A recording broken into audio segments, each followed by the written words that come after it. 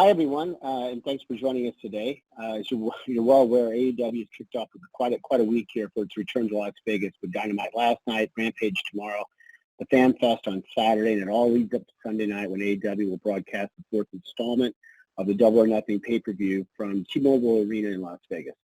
Double or Nothing is going to feature AEW championship titles on the line, the TBS championship title, Anarchy in the Arena, the men's and women's Owen Hart Foundation tournament finals, and a lot more. So without further ado, let's go to AEW CEO, GM, and Head of Creative, Tony Khan, who will be here for about 45 minutes or so to answer your questions.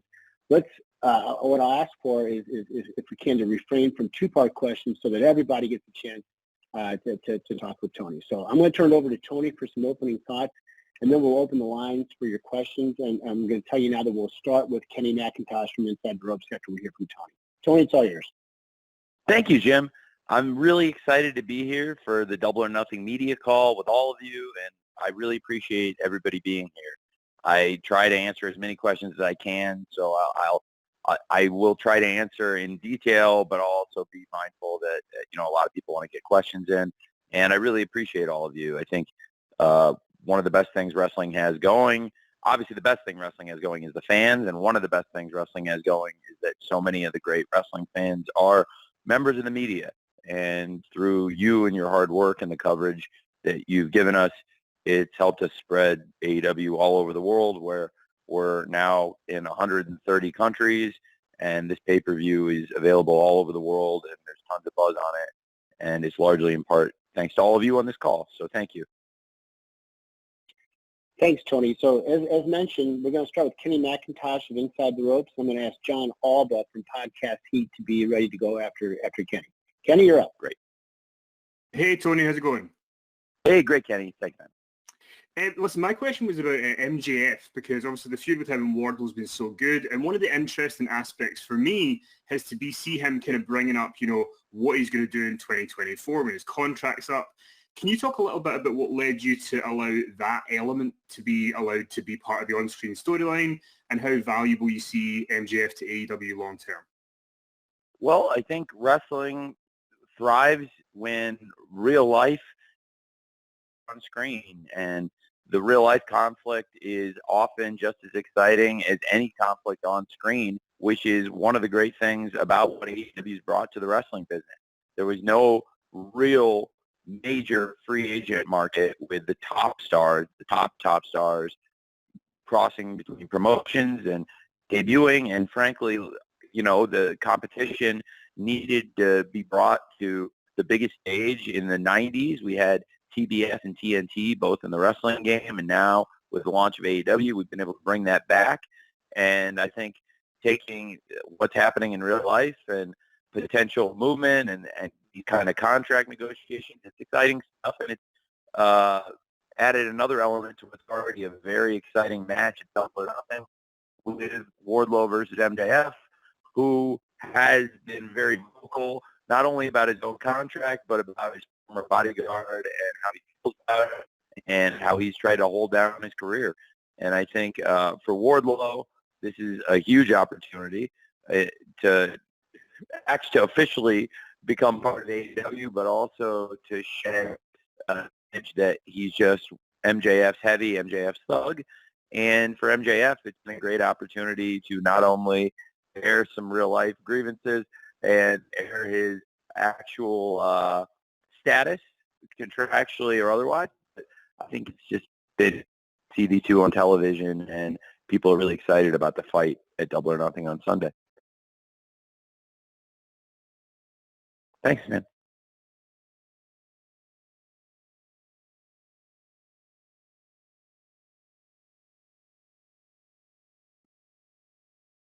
Hello? Hi, Jim, are you there? Did I lose Jim? Yeah, I think we lost Jim. Oh, man. Well, I got to tell you, Jim's in Urbana, Illinois. I know the phone reception, being from Urbana, Illinois, the phone reception is always the best out there. So, Kenny, thanks for the great question. And we can, whoever you guys want to give me next, I'm ready to go. Okay. All right, I will jump in. Up next is John Alba of Podcast Heat, and then Connor Casey of Comic Book will follow that. Okay. And I am trying to find, there he is. Okay, John. There you go. Yeah, I'm so bummed. I was just going to thank Jim for his time, but Tony, thank you for your time as always. And Thank you. Best of luck this weekend with what should be a great pay-per-view and festivities. I want to ask you about Warner Brothers Discovery. It's been a big talking point in wrestling media and in the greater scheme of media as well, what Warner Brothers Discovery has been doing. And I know you've said in other interviews how you feel pretty good about the future of your working relationship with the entity and that the LA show is going to be a good opportunity to get together with them. But what kind of assurances have they given you about the future of AEW programming, and where would you like to see AEW featured on their platforms? Well, right now we're featured in the best ways possible, I think, with AEW Wednesday Night Dynamite on TBS and AEW Friday Rampage on TNT. And we've gotten great feedback that this is, I think, going to be a great relationship between AEW and Warner Brothers Discovery. And I was so honored and honestly, I think we're blessed that when we're in Los Angeles, the folks from Warner Brothers Discovery are throwing us an awesome party. And it should be something really memorable. And for the wrestlers and staff of AEW, it's a big deal that when we come to Los Angeles, we make our debut at the Forum, that we've had this awesome ticket advance. We've got a massive crowd, one of the biggest crowds ever for AEW Dynamite. And it's a long time coming that we debut in Los Angeles. And it's pretty amazing that not only do we get to debut in such an amazing place, but also that we get to have this event where we're being hosted by the biggest creators of content in all the world. And we've done some really good ratings for their networks, and they've been so kind to host us and, throw a party for us. And some of the top executives in all of Warner Brothers Discovery are coming to the Forum to attend AEW and, hang out with us, get to know us, and spend time with us, which I think is incredibly reassuring. And I think looking at entertainment and what's happening in the consolidation in the space, to have the top people at one of the greatest now post-merger, the largest creator of content in the world and one of the greatest entertainment properties in the world to want to host us and spend time with the wrestlers and staff of AEW and get to know us better, that's really, really cool because they're incredibly busy. And frankly, since the merger, there are other shows that haven't gotten that kind of reception, and they aren't shows anymore. They're not on. And we've gotten great feedback about how we're doing, and not only are we continuing for a long time to go with TBS and TNT and Warner Brothers Discovery, but they're throwing a party for us and hosting us and wanting to spend time with us. So you really can't get any more positive than the great feedback we've gotten from Warner Brothers Discovery. And I'm so excited about the partnership, and I think it's really great for AEW that they've taken this kind of interest in us. And it's all because of the hard work of the wrestlers and the staff of AEW, and also because of the great wrestling fans who support us on Wednesdays and Fridays and have given us this chance to really not only survive, but really thrive and grow going forward with this awesome partner, Warner Brothers Discovery. Thanks, John. Okay, coming up next is Connor Casey from Comic Book, and then I'm going to come in with a write-in from Sam McBeath of KPHR Radio. Connor, you're up. Hey, Tony. Appreciate you taking the time today. You guys have a huge main event this weekend with Hangman Page versus CM Punk. My dates could be wrong, but I think we just crossed over 9 months since Punk's arrival on Rampage. And I'm curious, was there a temptation to push Punk into the World Championship scene right away? And if so, how did you combat that? So, Con, when you asked that, it cut out. I lost you for about 2 seconds before you said championship scene, and I don't want to butcher your question. So can you please repeat it? Sure. Was there temptation to push Punk into that World Championship scene right away? And if so, how did you combat that?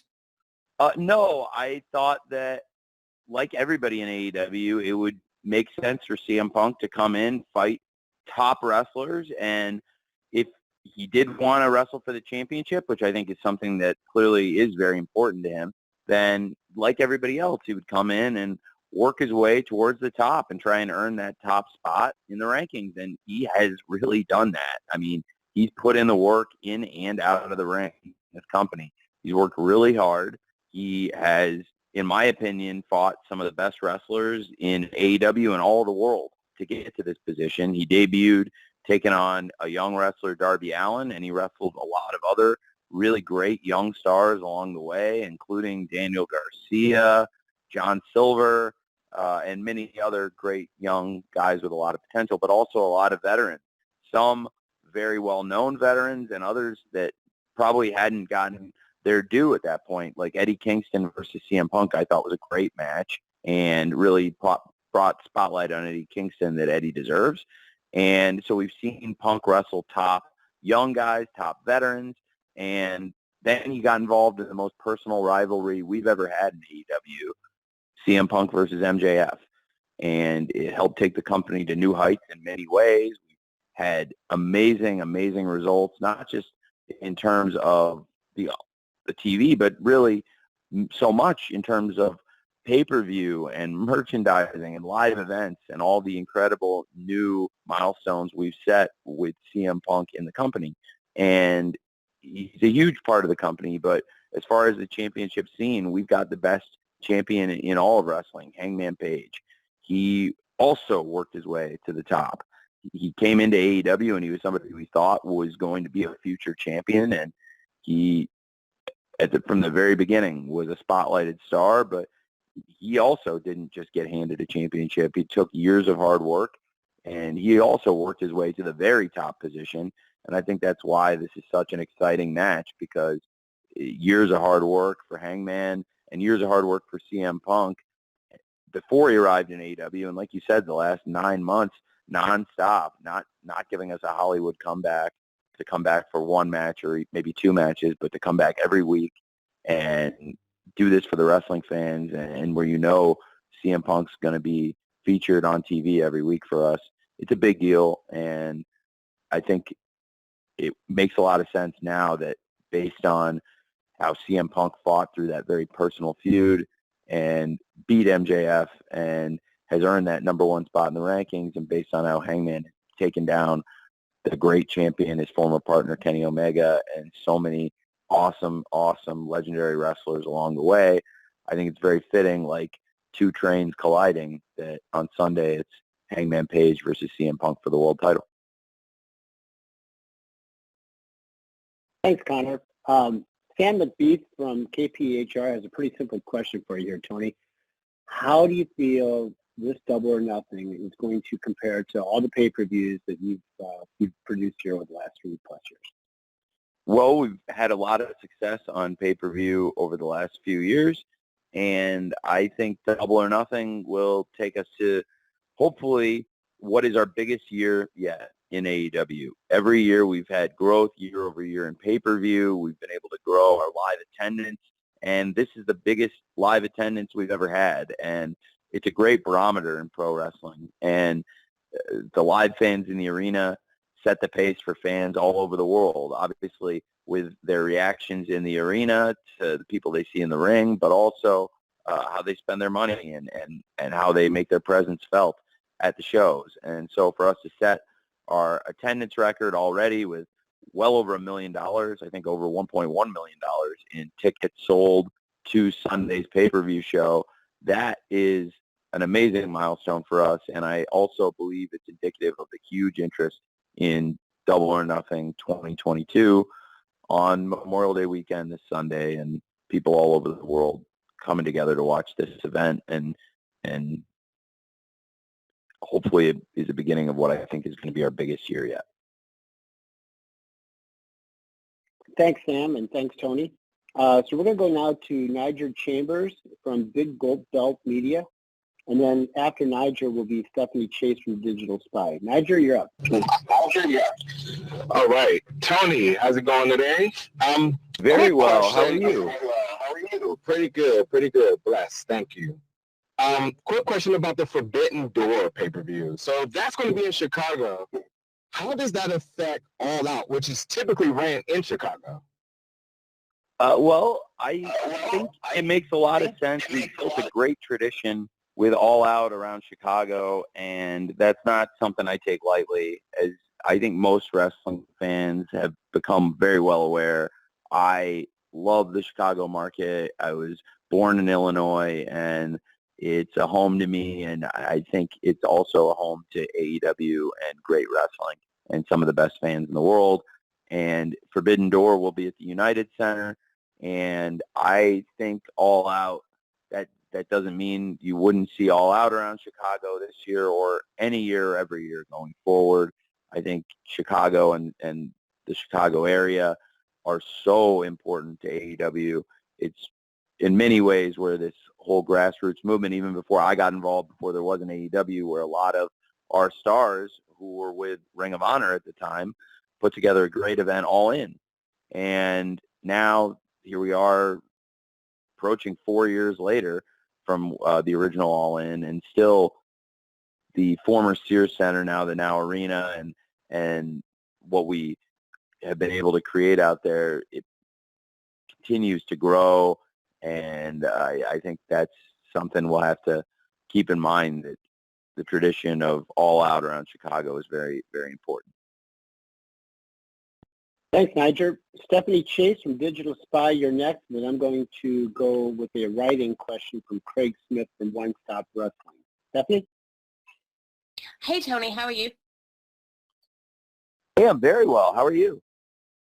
I'm great. Really excited for this weekend. I wanted to ask you, we have the finals of the Owen Hart Cup at Double or Nothing. So for you, how special has it been getting to put this tournament together and honoring Owen in this way and putting his name back on TV, and also having Dr. Martha Hart there at Dynamite a few weeks ago? Well, it's been great. I'm really a big fan of Owen Hart. I grew up as a huge wrestling fan. And as a kid, I was fortunate to be able to see both Bret and Owen Hart wrestle live and in person. And Owen Hart in particular is somebody, I think, who has not been seen or embraced enough in pro wrestling. And a lot of that is involved in the circumstances. A lot of that is due to the circumstances in which Owen Hart was taken away from us. And I believe Owen Hart loved the wrestling business, but I know that first and foremost he loved his family. And his family, Dr. Martha Hart, Oj Hart, and Athena Hart, they came and attended AEW in New York, and they were there for the opening ceremonies of the Owen tournament, and they had a good time, and that meant the world to me to be able to make it an event that the Hart family would be proud of, because they had, in particular Dr. Martha Hart and her kids, Oj and Athena, they had not really been around the wrestling business or embraced the wrestling business. And to see something new that had risen up that we all appreciate and love the history of wrestling. And in particular, we all have so much respect for Owen Hart, and we wanted to have this great tournament to celebrate him, celebrate his memory and his legacy, and have great wrestling matches, which above all else, we see Owen Hart for his family and for being a great wrestler. So to have his family here to honor him, and again coming back for Double or Nothing this Sunday, where I think Martha hopefully will say some words to the fans, which I also really I'm looking forward to. I think it means a lot to me, and I think there's a lot of wrestling fans, I have to believe, that are excited to see Owen Hart's likeness and image being associated with wrestling matches on TV again, especially some of the great matches we've had along the way. There's been some matches that, to me, really stood out in the tournament that I really enjoyed, including Jeff Hardy versus Darby Allin, I thought was outstanding. Tony Storm versus Jamie Hayter, I thought was a tremendous match. I really enjoyed last week on Rampage, Red Velvet versus Chris Statlander. I'm looking forward to Statlander's match with Ruby Soho tomorrow on Rampage. And last night, I thought the main event, Kyle O'Reilly versus Samoa Joe, was tremendous, and it sets up a great final, in particular with Samoa Joe versus Adam Cole, a first-time match, really a dream match for many fans, including me, and something I thought would be amazing for this pay-per-view. And like it's interesting because it was a little bit of a different build towards Double or Nothing with a lot of the TV in recent weeks and even dating back to last month being originally the qualifying matches for the Owen Hart tournament and then the tournament matches, which have been a big part of Dynamite and Rampage. So there were parts of the card. Obviously, we're still going to find out tomorrow who's going to wrestle Dr. Britt Baker in the women's final of the Owen Hart Foundation tournament, but also we just found out the other final with Samoa Joe versus Adam Cole last night. It's obviously different cadence as far as the timing, but it's also very conducive with sports. I think March Madness and a lot of other high-stakes tournaments, you see that the bracket is fluid and it changes quickly. And in the Final Four, you don't know who's wrestling. Excuse me, wrestling on the brain. You don't know who's playing for the National Basketball Championship until roughly 48 hours before the game because of the flow of the tournament. And I think sometimes when you have these big tournaments, and this is the first Owen Hart Foundation tournament, but I really like the cadence. It's different, and I think it took some getting used to, but people, from what I've seen, really enjoyed a lot of those matches along the way that I named, and thought it was a great main event again last night to close the show out, and really excited for the finals of the Owen Hart tournament, and excited to see who's going to be wrestling against Dr. Britt Baker. Is it going to be Chris Statlander? Is it going to be Ruby Soho? So we'll find out tomorrow on Rampage. But so I think it's been great so far, and I'm really excited for the finals, and hopefully it'll be an experience we can keep bringing back to Double or Nothing, and I'd look forward to doing it every year with Dr. Martha Hart and her family. Thanks, Stephanie. I'm going to read a writing question from Craig Smith from One Stop Wrestling, and after Tony responds to that, we'll have Sean Radican from PW Torch next. Craig asked the questions very, very much in the vein of what you just discussed, Tony. The Owen Hart Foundation tournament has been very successful.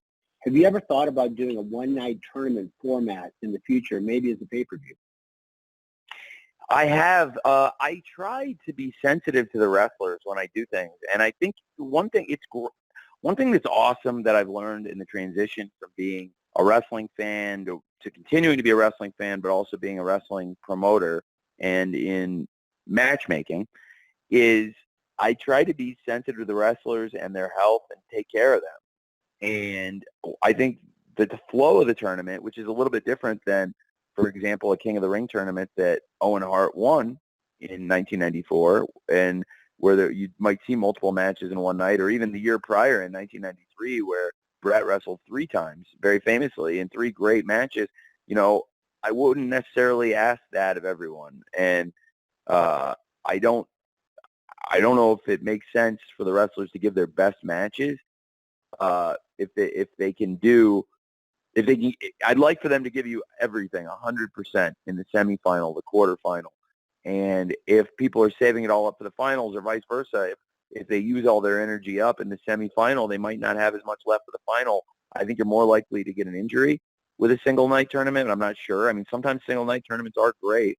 But in this case, I thought for the pay-per-view, it would make sense to have matches on Dynamite and Rampage leading up to Double or Nothing to build up to big finals, including this go-home week where, we've had the semifinal matches and on Dynamite and Rampage are learning who's going to go on to the finals.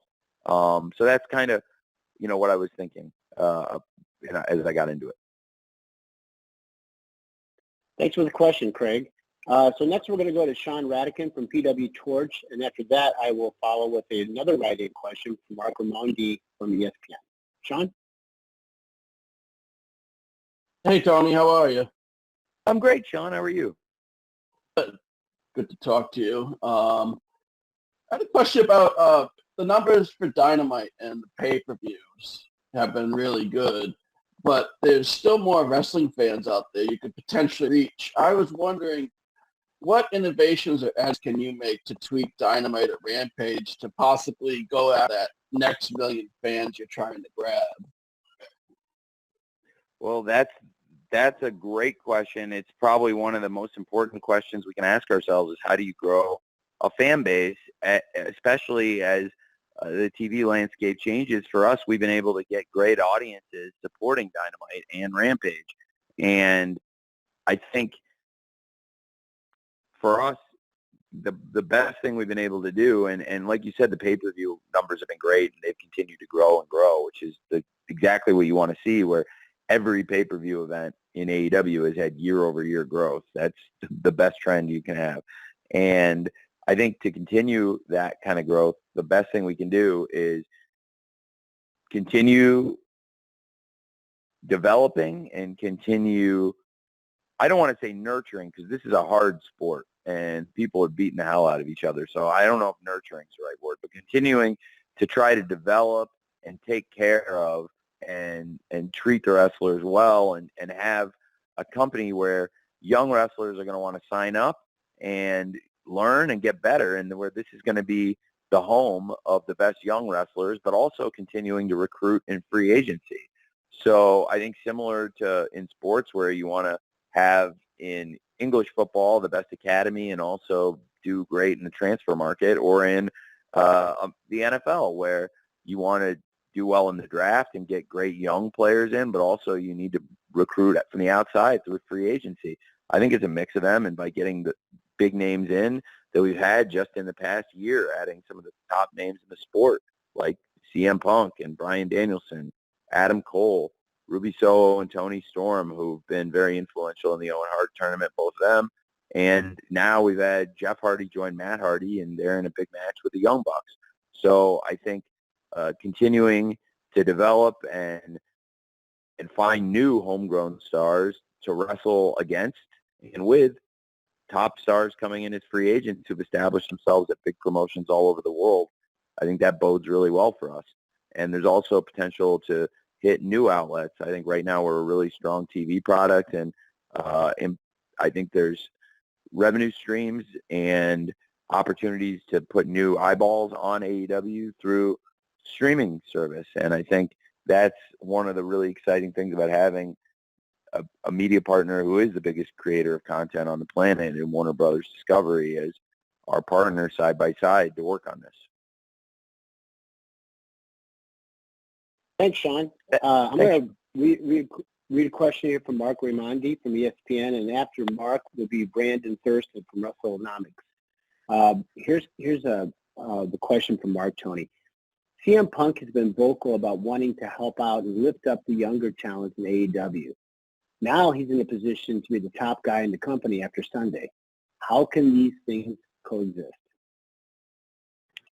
Well, I think CM Punk has come in so far and had a great series of matches with wrestlers of all different experience levels against, younger wrestlers who, frankly, even for their age, have tons of experience, like Daniel Garcia and Darby Allin, but also some of the great veterans along the way, and people who are a mix of the two. I think MJF's another person who has got a ton of experience for his age, and I believe the people who wrestled CM Punk, no matter the result, so far have come out for the better and have reached a bigger audience and have learned in the process. And CM Punk is somebody who continuously, I think, surprises me, amazes me, and he helped grow our business when he arrived here. And I think that, in particular, helped put a spotlight on a lot of the young wrestlers, but he's also been a really good mentor backstage, in addition to just, helping people's wallets potentially by, getting everybody in a better position in this company by helping us get more fans, sell more pay-per-views, more merchandise. He's been that guy, but he's also been somebody that will mentor wrestlers and will watch matches with them after the fact, matches they've had with him or matches they've had with other people. And a number of people will watch all their matches with CM Punk. And he's been a great mentor to a lot of the men and women in our locker room. So he brings a mindset of giving back, in particular to the younger wrestlers, but also he's been somebody who's done a lot for a lot of the veteran wrestlers here. And in doing so, he's wrestled a lot of matches. He's won a lot of matches. And he's helped us by not only being a great mentor, but also by being involved in really compelling television that's helped AEW a lot, including his program with MJF.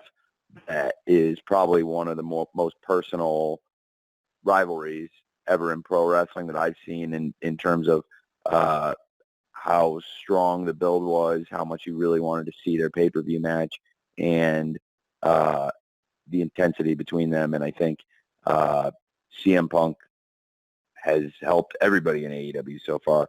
But as to how he can coexist or do that as the champion, I think as the champion now, that we'll see going into this pay-per-view if he could even become that, or if that will ever happen. But I think right now we have the greatest champion in pro wrestling. So Hangman Page, I've said it before and I can say it again, he's done so much so far, and I don't think he's ready to stop anytime soon. That's why this is such an exciting match. Hangman has also fought all comers. We've seen Hangman win the title in what is, I believe, our deepest, our longest running story certainly is Kenny Omega and Hangman Page from the very beginning of AEW. In our very first month of shows, they teamed up, and they found they had a lot of chemistry. They'd never teamed before AEW, even though they'd been in the same stable in New Japan and Ring of Honor and places around the world as part of the Bullet Club. They became a tag team in AEW. They became the best tag team in AEW. They were the champions. They dominated early 2020 into the summer. And finally, when the team blew up and the guys went their separate ways, they became the top two single stars in AEW. And then they became the next two champions. And now Hangman, after, conquering Kenny and really getting that, that rivalry, that situation with Kenny behind him, he's come out and he's done time after time for this company what nobody thought was possible. Time after time. He went out and had a 60-minute draw with Bryan Danielson, which is not something that anybody had gone out and done on television in modern pro wrestling history, to go out on live television and do 60 minutes. And it was an exciting, compelling fight, and it helped us draw a great audience for the rematch when we launched Dynamite on TBS, which was a really successful premiere, largely in part to the excitement around Hangman versus Bryan Danielson 2. And that was a match that many people did not think Hangman Page could win, and he won it. And time after time since, he's been in big matches, including against Adam Cole, who's now really back on top of the mountain here in AEW. I could talk at length about that. But I think Adam Page versus CM Punk is going to be a great title fight. And one of the things that makes it so exciting is the role that both guys have been on. I think those are the best kinds of title fights. These guys are both on fire. And so we'll see. I think I can't speak to what kind of champion CM Punk would be, because I have the best champion in wrestling right now, Hangman Page, and I'm very happy with him. And going forward, I think we'll see what happens at this pay-per-view, but Hangman isn't ready to stop being the best champion anytime soon. Thanks for the question, Mark. Next up is going to be Brandon Thurston from WrestleNomics, and following Brandon will be Samantha Shipman from the Daily DDT. Brandon, you're up. Hi, Tony. Thanks again for your time today. My pleasure. I was wondering if you could give us any insight into why Ring of Honor was acquired through a separate acquisition company rather than being acquired directly by All Elite Wrestling. I'm just wondering if there are maybe exclusivity agreements that AEW might be a part of the Ring of Honor content would not be held to since it's a separate entity or something like that. I just jumped on it, honestly, me personally. It was a unique opportunity. I was on the phone, and I heard that if I paid a certain price, I could buy Ring of Honor then and there. And I didn't want to complicate it or make it any more difficult than it was going to be. I just said, I'll do it right then and there, me personally. And it's easy for me to do that. I didn't have to go through any, I guess the way I looked at it at the time was the price was right, the opportunity was right, and I was looking out for AEW. I think I always am thinking of AEW, and in doing so, I think this transaction, it makes sense for Ring of Honor to be its own brand and stand on its own feet. I'm not saying Ring of Honor is a subsidiary of AEW or it's secondary in any way.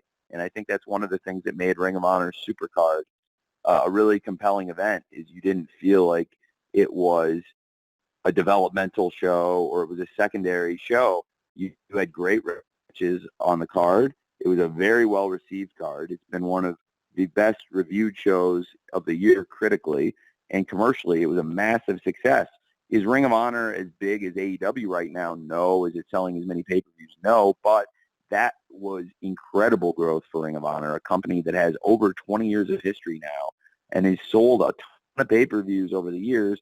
And that was, of all the shows they promoted, one of the biggest Ring of Honor shows. It was the biggest show by far in years. When we get all the final numbers in, when it's all said and done, it's going to be probably 20 times or more the recent Ring of Honor pay-per-views, like 20 times as many people watching. So we've been able to rebuild and get Ring of Honor, I think, to a stronger place than it's been in many, many years. But I just don't see it as a secondary thing or a subsidiary thing. It's a separate, standalone thing. It's one of the most important wrestling companies in the world. So at the time, I thought it would make sense just to jump on it. And I was thinking, me personally, that's a great move. But also, I think I want AEW and Ring of Honor to work together. But Ring of Honor isn't supposed to be working for AEW. They're their own two promotions, and they're going to both be very strong with great champions. And I'll operate them separately. And I think one thing that's been great since the sale has been having some of the top stars in Ring of Honor wrestle in AEW, including having the Ring of Honor World Television Champion Samoa Joe being involved in the Owen Hart tournament, and now in the finals of the tournament, taking on one of the biggest wrestlers in the world, Adam Cole. Thanks for the question, Brandon. As promised, Samantha Shipman from the Daily DDT is next, and Samantha will be followed by Mike Johnson from PW Insider. Samantha, you're up.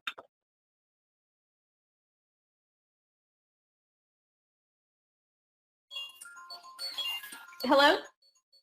Hey. Hi, how are you? I'm great, Samantha. How are you? Great, thank you. Thank you for taking the time today. I have a question that's going to go kind of a little bit off of what a lot of people haven't really talked about lately. Is so there is now a relationship with DDT Pro and AEW, and we've seen that with Takeshita coming in and having great matches, and he had a really great match with Hangman Page. But DDT Pro also has women wrestlers that they try to use a lot as well. So will we see AEW's women and DDT Pro's women having matches, especially since Forbidden Door obviously is going to focus on, with New Japan, they don't focus on women's wrestling at all. And AEW women didn't really get involved in the Forbidden Door with Impact until Deonna Purrazzo came in a few weeks ago. So I wanted to know what your plans are for the women and their relationship with DDT Pro. Well, we've had great wrestlers come in from DDT. You mentioned Takeshita, but also with women's wrestling, Yuka Sakazaki is a great wrestler from the DDT dojo. And we've had a lot of great wrestlers, male and female, from all over the world come through AEW. And I would certainly be interested in getting women and men through the Forbidden Door, including more people from DDT. They're a great company, and we've had some good exchanges with them and a lot of the great companies in Japan that we've worked with, and no company do we work closer with, of course, than New Japan Pro Wrestling, but always looking for great talents to bring in from AEW. And yeah, we have had some good wrestlers come in from DDT. Thanks, Samantha.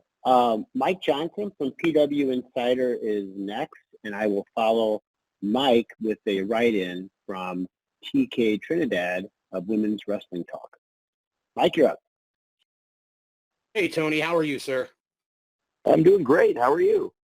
I'm hanging in there. I wanted to ask you, and I guess we keep coming back to this, the Adam Page CM Punk match on Sunday. The segment on Dynamite was very unique in that Page was kind of saying that Punk is not the mentor and the leader, and kind of treated Punk as if he was an interloper into the company.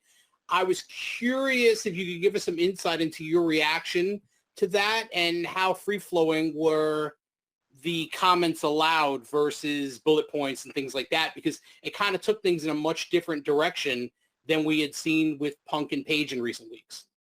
Well, I think they want to get in the ring and fight, and they're not friends. They don't like each other, and I think it makes perfect sense Hangman would feel that way, given that CM Punk has come in, and not only has he fought to get in this position to be the challenger to Hangman's World Championship, he's fought some of Hangman's friends along the way. When CM Punk was wrestling John Silver a few weeks ago on Dynamite, Hangman didn't look amused at all by any of it, and he especially didn't like it when CM Punk used that buckshot lariat. And I don't think he took kindly to that, but he also clearly hasn't taken kindly to CM Punk has been a focus of this promotion, and he's earned it. He's had great matches. He's commanded attention from the fans by, returning after this crazy layoff, shocking people all over the world, setting merchandise records for us, pay-per-view records for us. He earned this position. And I think if you're somebody who's been here, got in on the ground floor, and helped establish AEW from the ground up, I can imagine you wouldn't take kindly to that. You would take exception to that. But that's what makes it a compelling title fight. And I think these two are not going to be friends. They're not going to go out to lunch. They're not going to want to spend any time together outside of the wrestling ring where they're just the hell out of each other. And I don't think he minced any words about how he felt. And I don't think CM Punk's a big fan of his either. So I'm really looking forward to seeing those guys fight, especially after how things ended. It seems like it's going to be a very tense situation the next couple days, and I believe it is a main event fans all over the world are looking forward to. Thanks, Mike. I'm going to go with a question now from TK Trinidad from Women's Wrestling Talk, and after Tony answers, next up after that will be Chris Bueller from Bleacher Report. Here's TK's question, Tony. It's great that we have 3 women's matches on the card for Double or Nothing. Is it possible with a future pay-per-view to have possibly one of the women's matches be the main event? Well, we've had some great main events so far in AEW with great women's matches. We've had Battle of the Belts. Both Battle of the Belts have been headlined by the Women's World Championship. We had Thunder Rosa versus Nyla Rose at Battle of the Belts 2, and big success with Dr. Britt Baker versus Riho for the title at the original Battle of the Belts. Did a great number. And we had the original Grand Slam, AEW Grand Slam Dynamite at Arthur Ashe Stadium, main evented, the biggest TV show in our history, main evented by Dr. Britt Baker versus Ruby Soho. And we had the AEW St. Patrick's Day Slam has twice been main evented by Dr. Britt Baker versus Thunder Rosa in 2 classic matches. Thunder Rosa winning the Lights Out match unsanctioned, and then coming back a year later in her home state, winning the title in Texas at St. Patrick's Day Slam 2 in a steel cage match. So we've had lots of great women's main events across on Dynamite and Rampage, and of course where Rampage, the first ever main event, the first episode, was Red Velvet versus Dr. Britt Baker in her hometown, Pittsburgh, for the title. So we had a lot of great women's main events on Dynamite, Rampage, and the Battle of the Belts. And I think for all those shows, they were great. And certainly for our pay-per-views, if we get the match where it's the main event, it's unquestionably the biggest match on the show, like I feel Hangman Page versus CM Punk right now is the main event, then I believe that would be great. And I would love to put that match in the main event spot, just like we have for many of the biggest shows in the history of this company, including Grand Slam, our biggest TV show. And like I said, the first Rampage and many others. Appreciate the question from TK Trinidad. As promised, Chris Mueller from Bleacher Report is next. And after Chris, we'll go with Sean Ross Sapp from Fightful. Chris? Hey, Tony, thanks for taking the time. I wanted to ask a question about a pattern we've seen develop we see wrestlers being allowed to express themselves for issues they care about, like Black Lives Matter, the LGBTQ community, and recently CM Punk with the pro-choice shirts. I was just hoping you could talk about why it's important to allow your pro wrestlers to be able to express their concerns for things like equality and safe access to women's health care. I want the wrestlers to be able to speak their minds and feel like this is a place where they have freedom to talk about things they care about, and I think the connection the wrestlers have with the fans, people know that this is their authentic thoughts. They're sharing them on social media, and the wrestlers you see on TV, one of the great things about AEW is I think people see through the great engagement that wrestlers have with their fans on social media that this is who these people are, and there's just a lot of authenticity on AEW television about who these people are. And I think for them and for JR, when he talked last night, I think it means a lot to them, and hopefully they'll not only connect with their fans, but work harder and harder and harder to make AEW a better place in and out of the ring for the wrestlers. Fantastic.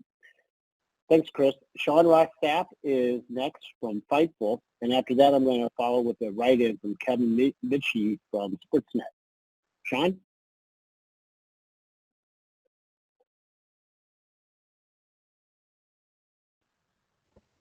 Sean, if you're trying to talk, you need to unmute yourself.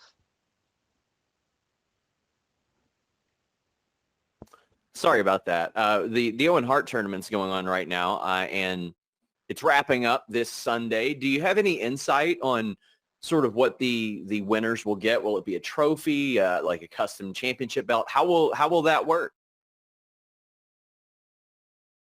Well, I think on Sunday at Double or Nothing, people are going to see what the winners of the Owen Hart tournament will receive, and it's one of the exciting things about the event.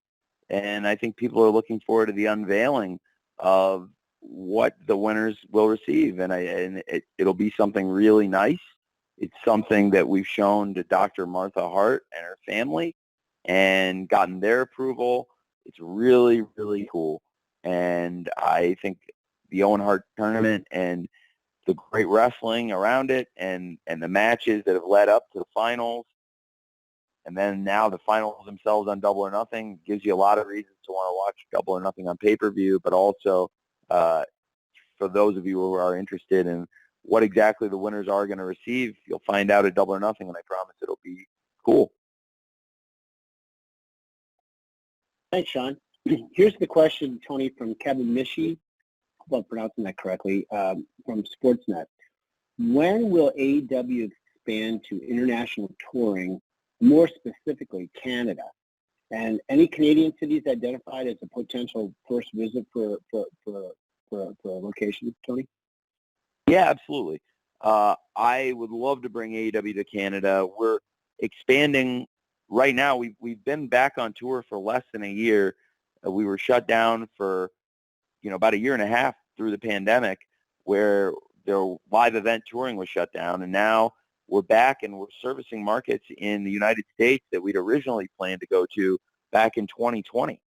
And so Canada's been on our list for a long time, and it's something we're definitely going to do in the near future.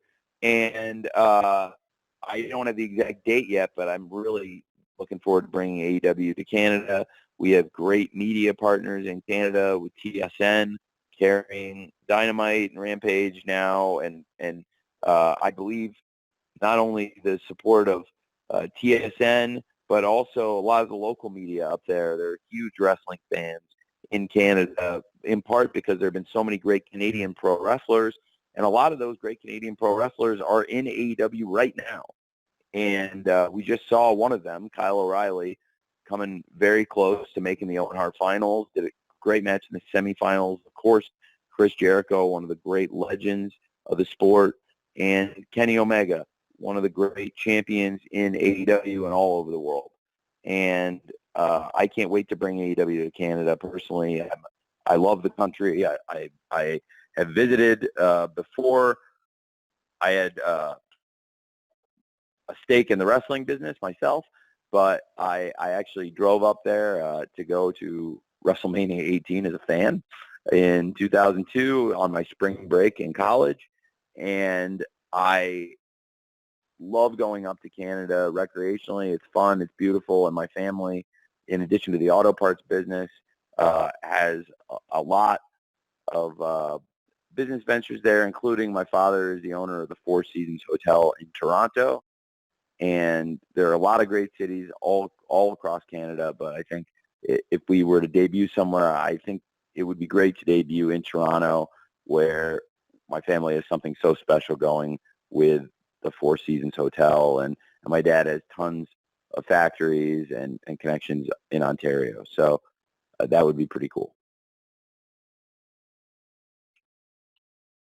All right. Thank you very much, Tony. We've got a couple more here to go. We're getting close to the top of the hour. Stephanie Francombe from Steel Chair, I'm going to go with you next. And we're going to follow Stephanie with Nick Hausman from Wrestling Inc. And then after Nick, we'll do one more. So, Stephanie, you're up. Hi, Tony. Hi. It's been a while. It's been a while, and I'm very happy to talk to you again. We had a very good surprise last week. Sorry. To see Johnny Mundo Elite. He had so many names to be the Joker on the O&R tournament. Yes. I'm thinking about signing him full-time and making him Johnny Elite. Thank Well, you. John, thank you. Thank you for asking. John is tremendous. I really like Johnny Elite, and it was great to have him debut in the Owen Hart tournament as a Joker. And he was a very important person in the tournament. He came in and provided a big surprise, and he also gave a great match to Samoa Joe. And now with Samoa Joe going into the finals, earning his place last night, that match looks even more important in hindsight. And I think he had a great debut, and I definitely brought him in with the thought that this is somebody I would be open to bringing back and interested to bring back in the future. And after the great debut match he had, I'm still very interested and probably even more interested now in John coming back. So yes, absolutely. I'd be very open to that. I think Johnny's great, and we'd love to see Johnny Elite again in AEW. Thanks for asking. Thanks, Steph. Okay, as promised, Nick Hausman from Wrestling Inc. Is next, and we will finish today with AJ Awesome at the top of the hour. So, Nick, you're up. All right. Hey, Tony, thanks so much for the time. Hey, thank you, Nick. I appreciate it. Yeah, I love that you're keeping everything in my backyard of Chicago. It's wonderful. It makes things easy for me. So I want to ask you about Ring of Honor. When can fans expect, some news about what exactly is going on here, TV, live events-wise? Can you give us a little timeline on when we're going to see the ball really start running or rolling here with Ring of Honor? We're still working on that, and it's an exciting time in media. Again, like I mentioned, it's big for AEW that we've gotten some very kind interest, and that we're being hosted in Los Angeles by the biggest content creators in the world, Warner Brothers Discovery, our great media partner. And that is a great conversation that I have had with them, and I'm going to continue having with them about what could potentially be the future for Ring of Honor in conjunction with the future of things we can do to expand the AEW audience and expand the ways we deliver AEW content to our fans, in addition to all the awesome shows we have now with Dynamite on TBS and with Rampage and Battle of the Belts on TNT. So going into where it all began 3 years ago at Double or Nothing, starting the fourth year of the company, it is amazing to me how AEW's grown and continues to expand around the world. And Ring of Honor has been around for 20 years, and we celebrated the 20th anniversary of Ring of Honor this year, really recently, in the last couple months, actually.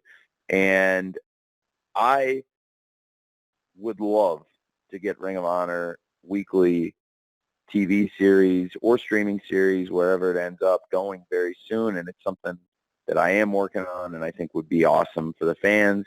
In addition to the great shows they get from AEW, there's a lot of Ring of Honor fans around the world that can't wait till the TV comes back. And I am hopeful we'll have Ring of Honor TV and also continue the great calendar of Ring of Honor pay-per-view events. Supercard of Honor, as I mentioned earlier today, was a big success for us. And I'd like to bring Ring of Honor back to pay-per-view as well and follow up on it. And we have great wrestlers in Ring of Honor and great champions right now. So I think the company is in the strongest position it's been in a long time, or frankly ever, with our love and support and the fact that I really care about Ring of Honor. And so everything we're doing to grow and nurture that business going forward, but also my financial resources behind it, and combining that with what I believe is some acumen for this business, I think Ring of Honor will be in its best position possible. And I don't know when the TV will start back up on a weekly basis, but that is my goal, to get it going again, and something I'm working on. Thanks, Nick. Thanks, Tony. And here we are with our final member of the media. Will be AJ Awesome from the AJ Awesome Show. AJ. You saved the best for last, Jim. Hi, AJ. That was on purpose. AJ. People have been talking about trios tag team titles, but have you been thinking about having any other tag team titles, like women's tag team belts or women's trios tag team titles also? Yeah, I have. We have a lot of great wrestlers in AEW and a lot of great women's and men wrestlers in AEW. So I have thought about doing those, and I think as we continue expanding the roster and hopefully get more teams and also get some people who've been injured on the shelf back, I think that would be something I would love to do in the future. And the trios belts, again, would that you mentioned, would be something that I think the fans would really enjoy, and a lot of the fans have called for. But you know, I also really would love to add more titles and more champions as we go, if they make sense. And those are both cool ones also, I think, both cool ideas and stuff we talked about also. Thanks, AJ. Thanks, Tony. And to everyone who joined us, whether you're able to get on or not, we really are very grateful for your time today. We are at the end of our availability, unfortunately, but we will be distributing an audio recording to all attendees very shortly. We do thank you again, not only for joining us today, but obviously for being there wherever AEW is. We don't take it for granted. We're very, very grateful. We hope you have a great day, a great week. Hope to see you on this weekend in Las Vegas for Double or Nothing, certainly on Sunday. Tony, any closing thoughts? Oh, thank you, Jim. I really appreciate everybody being here. I'm sorry I wasn't able to answer everybody's questions here, as we're pressed and trying to get so much media in and doing a lot of interviews and have a lot of work on site to do ahead of Double or Nothing and Rampage tomorrow also. So it's a busy time. I would love to stay and stay more with you guys. We're doing the scrum after the pay-per-view. I will stay as long as I possibly can to answer everybody's questions and make sure everybody does get one in. If you're not able to attend in Las Vegas, I'm very sorry. Hopefully some people can send some in, and I'll try to answer a question or two from people who aren't on site. But for everybody who dialed into the call, if you asked a question, I hope I answered it well. And if you didn't get to answer a question, I'm sorry. Hopefully come back and we'll try to get people who we haven't called on before. I really do appreciate you all giving us this coverage, because it helps us so much in terms of disseminating and sharing what we're doing with the wrestling fans. And I know that includes many of you as wrestling fans. I hope you all enjoy Double or Nothing, and thank you for giving me this opportunity to talk to you about it ahead of what is such an important weekend for us, Memorial Day weekend this Sunday. Thank you. Thank you all so much.